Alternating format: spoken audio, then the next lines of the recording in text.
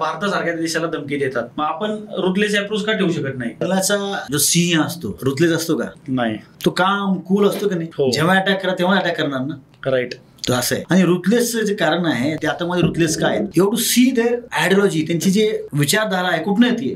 बरोबर. तुम्ही पहा ना, मोहम्मद गौरी गझनवी आणि ते सगळे त्यांचे मिसाईलचे नाव काय आहेत? गझनवी मिसाईल आहे, गौरी मिसाईल आहे. पण त्यांची विचारधारा पाकिस्तान आर्मीची, आता असं म्हणू नये मी, पण I say it, Pakistan army itself is जिहादी आर्मी. फक्त ते वेल ड्रेस्ड आणि वेल पॉलिश्ड आणि वेल कॅप घालून आहेत, पण त्यांची जी मानसिकता आहे जिहादीची आहे. हो, ठीक आहे. सो आणि आपली मानसिकता कशी आहे, आपण रुथलेस का नाहीये? कारण की आपली जी विचारधारा आहे ते कुठून येते? प्रभू श्रीराम. यस.